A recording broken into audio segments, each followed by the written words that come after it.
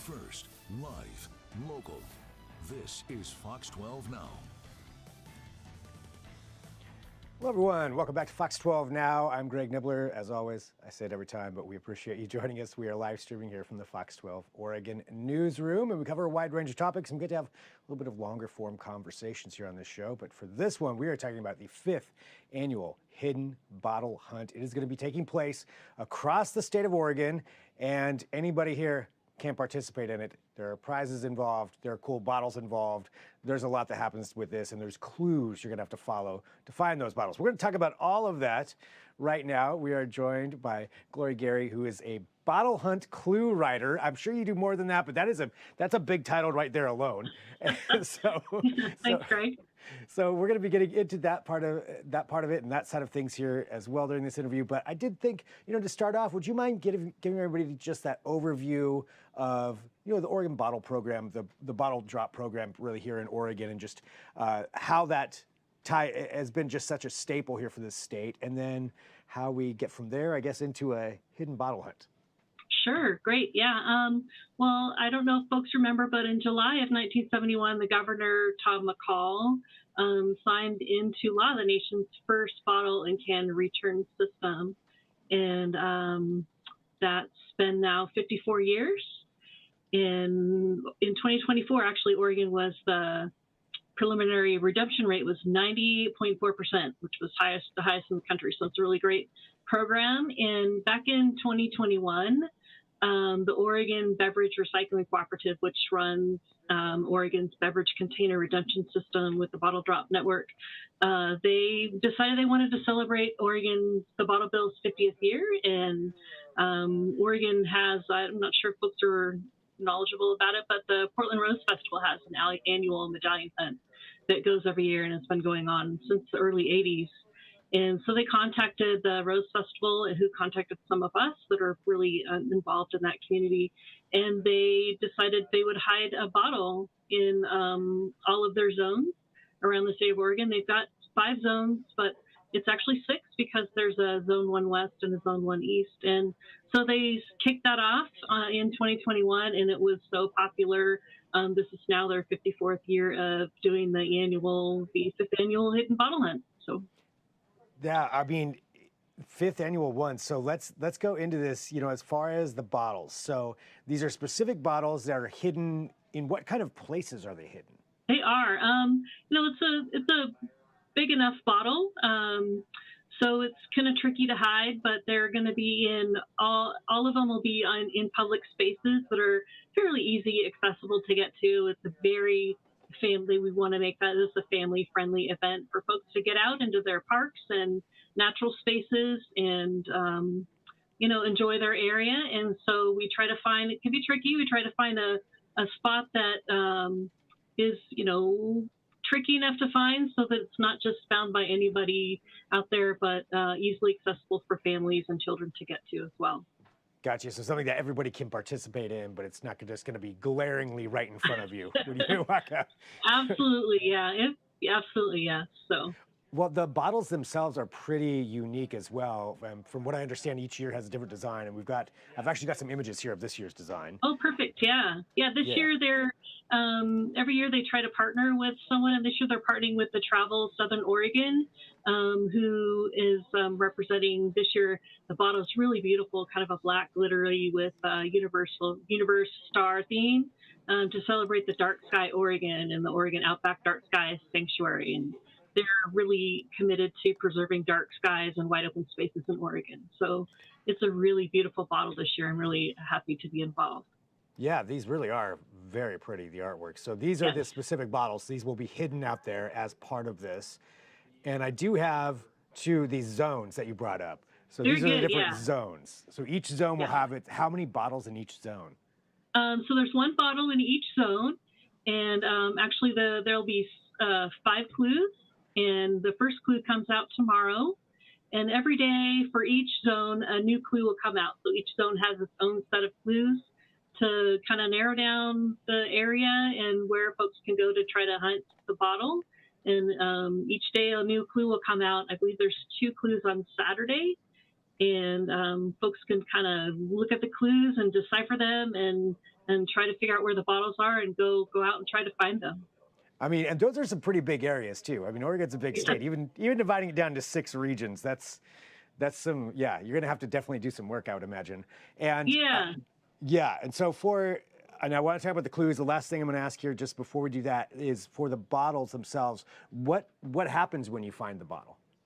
Yeah, so each person who finds the bottle get to if they find the bottle, there's some contact information with the bottle. There's a bag and a little information card in there, and each person gets to work with Bottle Drop, a nonprofit partner with Bottle Drop, and they get to donate $1,000 through that Bottle Drop program. And so they partner with a lot of nonprofit folks, so you can kind of go in there, and each person gets to go through there and pick the person or pick the organization that they want that $1,000 to donate to, and they get to keep the bottle, which is really kind of a cool thing to set on your mantle or show your friends and family.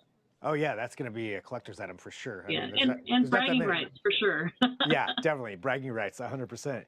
Well, so you mentioned the two clues will be coming out on Saturday to start this. So Yeah. what are we talking about with the clues? And I want to know, how does one become a clue writer? Well, I guess if you're super interested in writing clues, you could contact the Bottle Drop folks or one of us clue writers, and we can kind of give you some tips. But it is tricky. A lot of us like to really honor the history of the area. And so how a lot of the clues work is they use the clues to kind of get you to learn about history and local tidbits of information and try to get you to kind of narrow down the area, because it's a really big area. So typically that's how clues work, is trying to subsequently kind of get you to narrow down your area so that you can get to a park or an area where the bottle is hidden and get out and explore. Is there one clue writer for each area or multiple clue writers? There is, yeah. There's one clue writer for each area, and that's kind of how the Bottle Drop folks have done that. A lot of us collaborate together and share clues and share ideas, and so it's a collaborative process for sure, but definitely one clue writer per zone.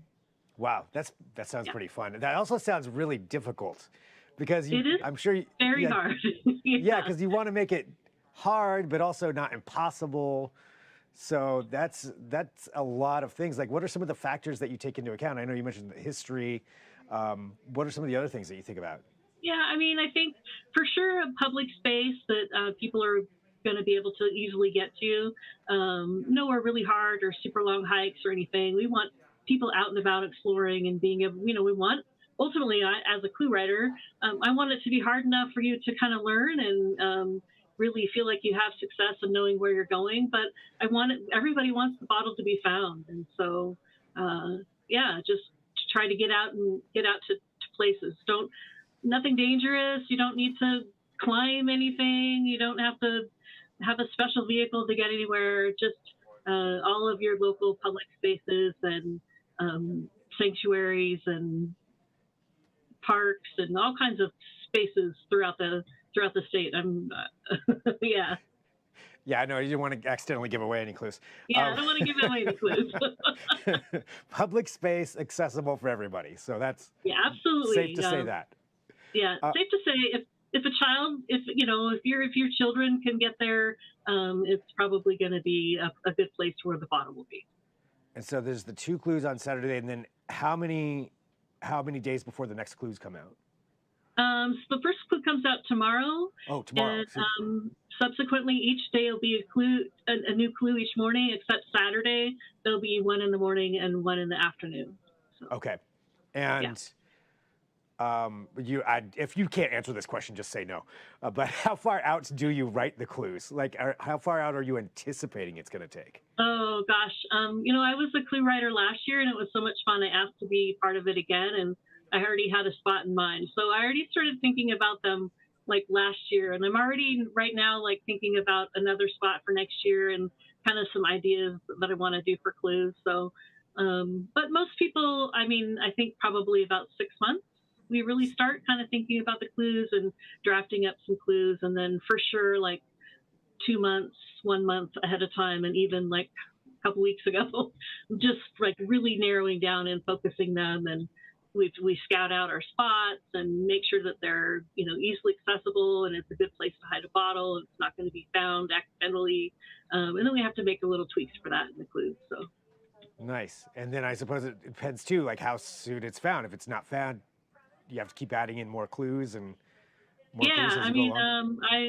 All of us, I think, have like an extra clue in case it hasn't been found within the fifth clue. But again, we really, really want it to be found. So we're trying really hard to make the clues tricky, but not too tricky. And so that by the time the fifth clue comes out, all the bottles have been found. Cool. Well, and people can participate in this, like you said, anybody. So first clue comes out, depending on when you're watching this, for everybody watching this is Wednesday the 25th. So the first clue comes out on Thursday the 26th. Absolutely. The first clue comes out tomorrow. Folks can go to the Bottle Drop website. They have a bottledrop.com/hunt site that you can sign up and get clues via email, or you can go to the website. And they also have, I believe, posts in social media. I know for sure they have a Facebook page. And so anybody could go any of those spots. But probably the best way to do it is to make sure that you get that via email every day and or double check the website every day and go and get the clues and get out there and try to find one. There you go. All right. Well, Glory, thank you so much for joining us. I really appreciate it and learning more about this. And that just sounds so challenging to write that out. It's a fun challenge. I really encourage folks to give it a go, and it just gets you out exploring and seeing new places around your area. So it's a lot of fun to get involved in. Yeah, good all around, and it's a really cool bottle on top of that. So yeah, absolutely. Well, Glory, thank you so much for joining us here today. I really appreciate it. Okay, thank you. And for everybody watching, this is Fox 12 Now. Like I mentioned, we live stream here. We cover a wide range of topics. Be sure to check out all of our segments on that Fox 12 Oregon app or KPTV.com or even our YouTube channel, wherever you find us.